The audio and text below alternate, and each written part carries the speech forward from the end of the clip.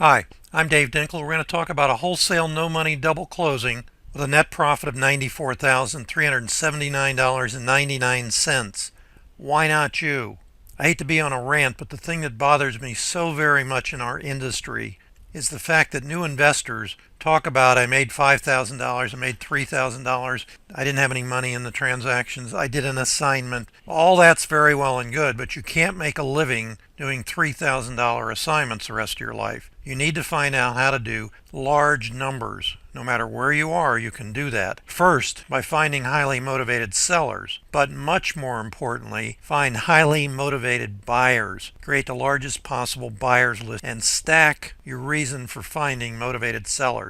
In this example, I'm going to show you exactly how that was done. First thing I'm going to do is review the A to B, first leg of the double closing, and the B to C, our second leg of the double closing. This is the A to B HUD, page 1 and page 2. Page 1 being the front, page 2 being the back. This is the second leg, B to C transaction, page 1, again the back page, page 2. What I've done in the following is broken them down, cut them in half so they're more visible and easily readable. What I'm going to highlight for you here is only the important aspects of the HUD. For example, this is the A to B HUD first leg, page 1, top half. There's the purchase price, $120,000. Now here's something interesting to start out. You'll notice here there's a buyer credit to the seller of $8,363.49. This is a very important aspect of one of the things we do with probates, and I'll show you coming up on the rest of the HUD. Remember, the buyer, my student, gave the seller this credit. I'll show you why in a moment. This is the A to B HUD, page 1. This is the bottom half. We're going to get into more details here, so watch carefully. Earnest money deposit, 0. Here's a credit to the buyer, my student, the buyer, and a reimbursement for taxes from the seller. Same amounts, $10,420. When you have a reimbursement for taxes, it means this was a pre-tax deed sale. Next thing you see is a credit to buyer for probate fee. It was also a probate. Now, why is the buyer, my student, being reimbursed for them? Simply because he asked to in the original contract. In many cases, investors offer to pay the probate fees, pay the taxes. If they don't know any better, they wind up having to pay them. In this case, my student was reimbursed for both the taxes that needed to be paid to stop a tax deed sale, as well as a probate fee to get the probate started. These are filing fees plus a fee for the attorney. Now, normally on a HUD statement like this, the left side is always the buyer, the right side is always the seller, and you'll notice down here that proceeds, or the cash to the seller, is 0. Shows nothing at all. So it implies typically this would be a short sale. Not so. You're going to see where the proceeds are dispersed shortly. So I said to you this is a no money transaction. So there's no earnest money. The student was reimbursed for paying the taxes to stop the tax deed sale and to start the probate. But where did he get the money to stop the tax deed sale and start the probate to begin with? He borrowed it. Now he's going to borrow the money needed to do the closing for this transaction, $117,256.34. Transactional funding that was needed for 100% of the A to B leg of this transaction. So up till now he has no money in the deal, and he's going to own the property at the end of the A to B closing, and he's going to sell it to the end buyer on the next closing. You'll see that in a moment. First of all, let's look at page 2. This is the A to B HUD, page 2, top half. You'll notice that an agent got a commission, $7,450. This is also important. Was it a listed property? I'm going to show you in a minute. It's important because an agent got a commission on this. And by the way, the profit on this deal was 1,200% more than what the agent got. And if the agent had understood how to do these transactions, he could have made the $94,000 profit in addition. It's called hybridism, where agents become investors at the same time. Totally legal if you in fact properly disclose the transaction to the seller. I have a text called hybridism. It shows the exact clauses to use to make these transactions legal and functionable for licensed agents. In my experience of 44 years, I find that mostly the agents who understand this and do it are brokers who have been in the business a long time. They haven't made their fortune by earning commissions. They've made their money as real estate investors.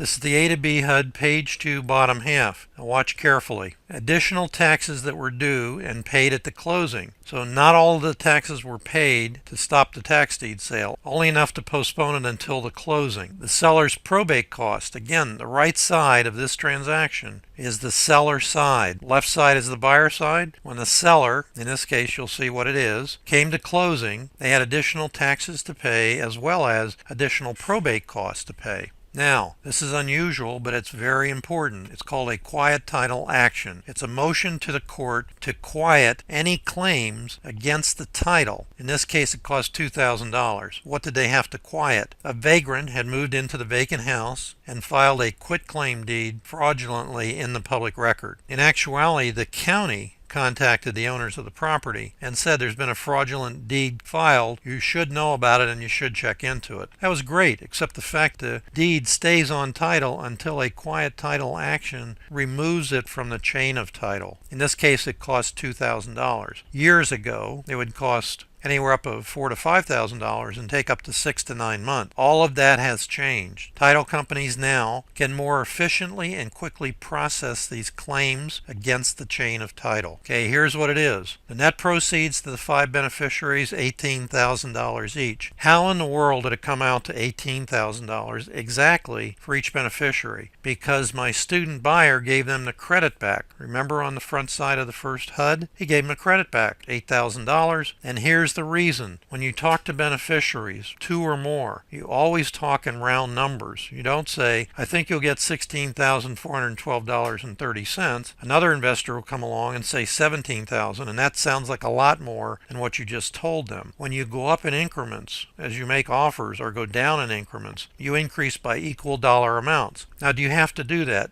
No, you don't have to do anything. My personal 44 years of investing experience have told me hundreds and hundreds of times that this is more effective than having the proceeds equally split to the 2 investors or 3 or 5 or in some cases 10 beneficiaries who in fact are the recipients of whatever the proceeds are. So here we go to the B2C HUD, page 1, top half. Now in transactional funding, I fund 100% of the A to B leg, which you saw, $117,000 and change, and I get paid back on the B to C side, and you're going to see that coming up. There is the purchase price by the end buyer, $230,000. Notice the earnest money deposit. It's $5,000. One thing you always do is make sure that your end buyer gives you an earnest money deposit of at least 2 to 5 times as much as you put up. So in the event he doesn't close, you still make money on the transaction even though you haven't closed both legs. You lose your deposit and you collect his deposit. This is a JV fee. That's a joint venture fee. And by the way, for you guys who are assigning contracts, this effectively is a similar situation where you get a JV fee or you get an assignment fee. In this case, another investor brought an end buyer and he got paid a $15,000 JV fee. It's not a commission. For you people out there who are realtors and you're saying, look, he made a commission. It's not a commission. It's a joint venture fee. My comment to you right now is, how much would it take you to build a massive buyers list? Dollar-wise, very little. But right here, because this student of mine didn't have the right buyers list, it cost him $15,000 for this transaction. So the actual profit, if he'd found a buyer on his own, would have been $94,000 plus another $15,000. It doesn't matter. You do what you have to do to get it closed as long as it's legal. There's the transactional funding that I put up that's being repaid to me. Now we're on the B2C HUD, again, second leg, page 1, bottom half. There's the net profit. All of the monies that were owed, due, payable for anything, including closing costs, transactional funding, were taken out, and that is the net profit. If the student had put up an earnest money deposit, you would have subtracted it from this amount. He did not. He earned $94,379.99, and I say this to you,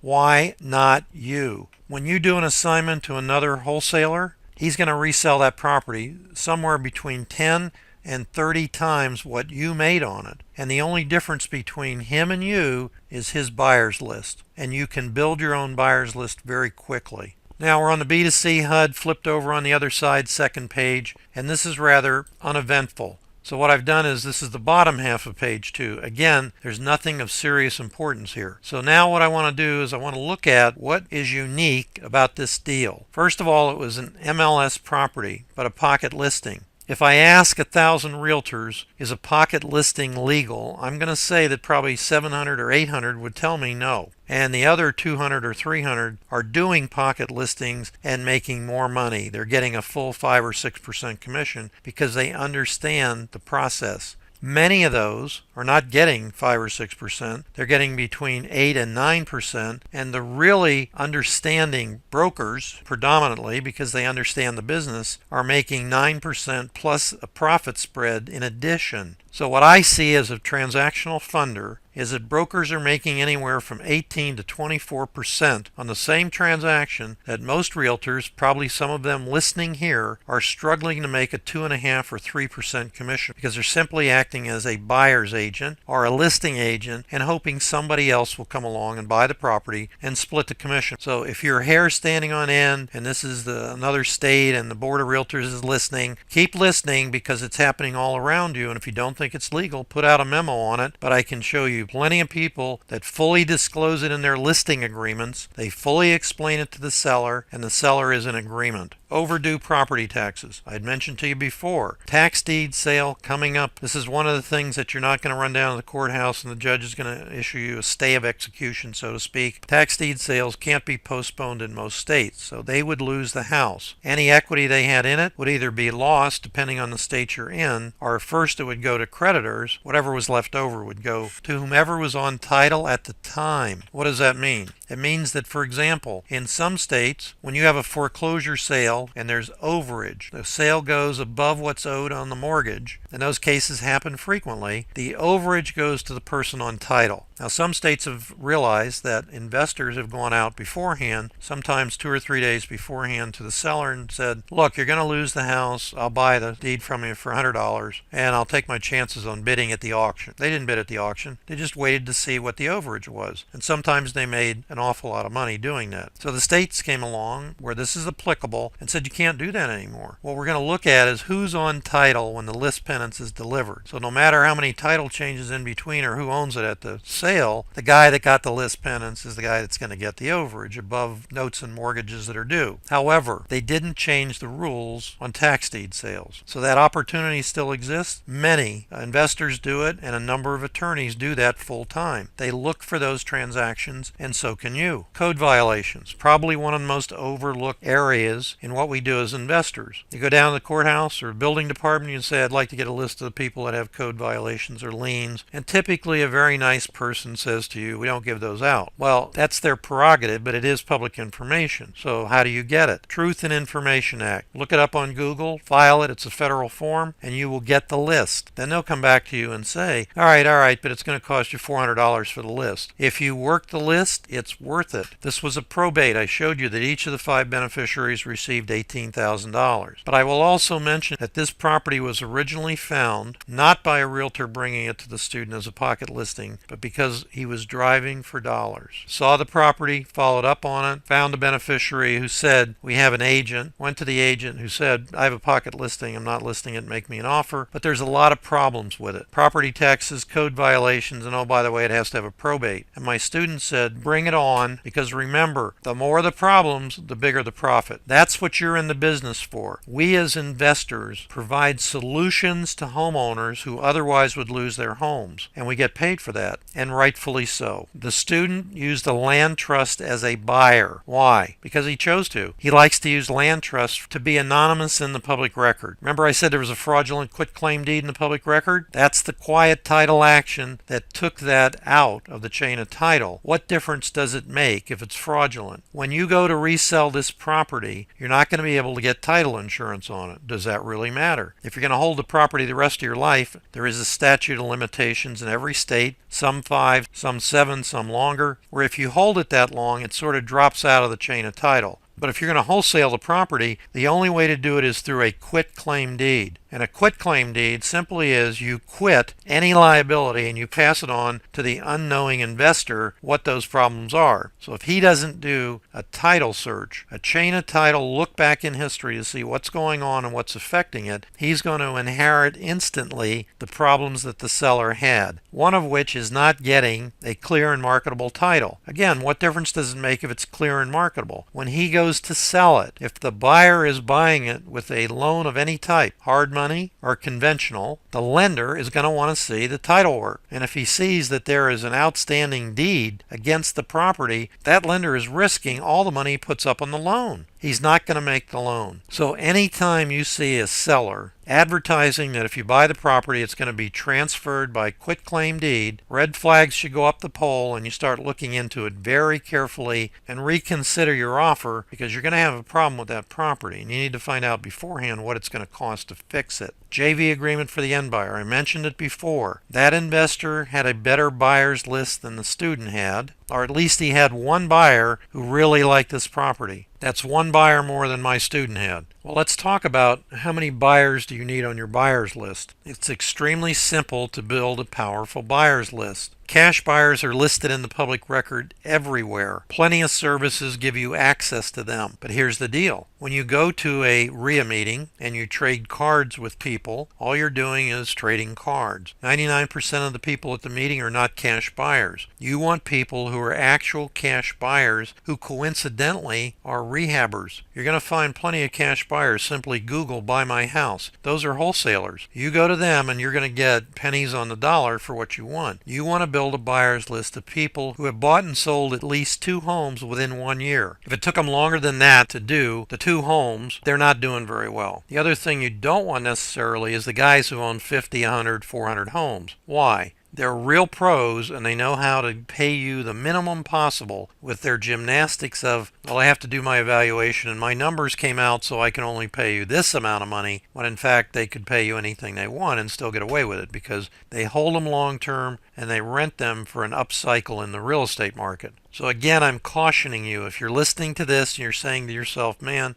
I made $12,000 on that last deal, I assigned it. Whoever you assigned it to made an awful lot more money that you could have made. So let's talk about what filters we used for this particular deal to find it and for the student to close it. Overdue property taxes. Now, depending on the state you're in, what you're going to hear a lot about, especially online, how to do tax certificates and tax deeds. You can pay any amount of money you want for a course. There's only one reason in the world to buy a tax deed, and that's because after the certificate is issued, it's not a deed, because it's not a clear and marketable instrument. It has wiped out all other liens against the property. That's the benefit of buying a tax deed. Tax certificates are issued before a tax deed sale because people haven't paid their taxes and the county is not going to wait on them forever to pay taxes or negotiate or make payments. So if you said to me, Dave, I want to do property tax deeds, I would say to you, great, except the money's not in the tax deeds. The money is definitely not in buying tax certificates. That's a waste of your money. When you hear people say you can get 18% here and 24% here and they're government guaranteed, they're not government guaranteed. They expire somewhere between 5 and 7 years depending on the state you're in. And if you get the maximum interest rate, 99.9% of the time you're going to lose your money because you've purchased a public right-of-way that no one's paying taxes on because they don't have to. So be very, very careful when you listen to that stuff. What you have to do is approach homeowners directly, whether you do mailings or anything else. The guys who make the big chunks of change, I'm talking about $20,000 to over $100,000 on deals because they buy from the homeowners direct before the sales,